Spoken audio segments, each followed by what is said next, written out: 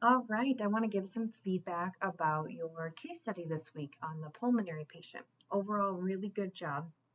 I liked the clinical reasoning. You guys did a great job showing why you had picked some certain exercises. Some things that I pulled out was a lot of you utilized some thoracic stretching, which is huge for this person. She's got thoracic kyphosis, she's folded forward, having a hard time using accessory muscle breathing. The more that we can stretch out her chest and facilitate chest expansion, it's going to improve her work of breathing, allow her to utilize her respiratory muscles the way they are designed to be used.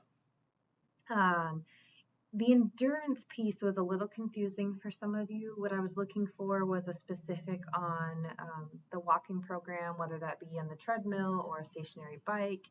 I didn't take points off necessarily, but just endurance piece usually means some sort of cardiovascular work. I saw some really good ideas. You guys were very good about taking into consideration the fact that she could only make it 2 minutes of her 6-minute walk. So making sure that you choose an appropriate goal based on her evaluation findings is very important. You can always progress the time, you can progress the duration, but making sure that you take into account how she performed at the eval is very important. Let's see. A few of you caught on to the fact that she does have a history of osteoporosis. So I did take some points off for a few activities that required a lot of excessive flexion for the patient. This would not be an appropriate exercise considering that she's had some vertebral issues and has some secondary osteoporosis. So good job picking up on that. As far as the lab goes, the drainage positions, you guys did a great job of pulling apart each different lobe and the different segments. For lab purposes and the practical, I really care more about upper lobe, the middle lobes, and the lower lobes. So knowing the degrees, knowing the general position, whether there's a quarter turn, whether they're supine, prone, just the general positions, and then being able to reason from there as to how you might modify if there were individual segments. For the practical, it will be something simple as far as superior, middle, lingula, lower, not any of the anterior, inferior, lateral type of things. But just know how to kind of reason with that. So if you do see a patient in your clinical, you can talk to your CI about how you might modify that position to approach that specific lobe. So just so you're aware for that for this weekend. So do come in being very comfortable with those different positions so that we can jump right into practice and application to case scenarios.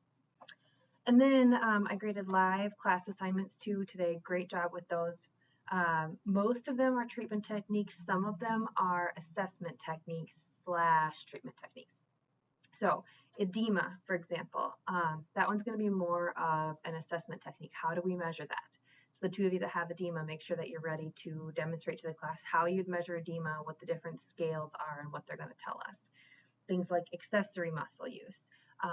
For that group, I want you to be able to tell us how do we measure for accessory muscle use, and then what are some strategies we can use to inhibit their use. And the rest of them, I believe, should be mostly treatment. Percussion can be both an assessment and a treatment technique. We're going to use that for more of the treatment technique in lab. So good job hitting on that, the two of you that had that, but don't worry about the assessment piece. We're just going to use it for treatment. I think that is all. So on to module 5 this week, we have lymphedema, pelvic health, and amputations. So just stay on top of the material. We will get to see a presentation about orthotics and prosthetics on Friday afternoon in lab from 12 to 4. So that will be fun to see some of those things in up close and in person and see how they're used. And then Saturday will be fully cardiopulmonary, practice for practical, and then Sunday already we'll have the practical exam that afternoon. Lots of cases again, working through case-based format. So just come really prepared as far as knowing what the different interventions are and ready to jump right into practice. Let me know if you have any questions. Otherwise, really good job on these assignments this week, you guys.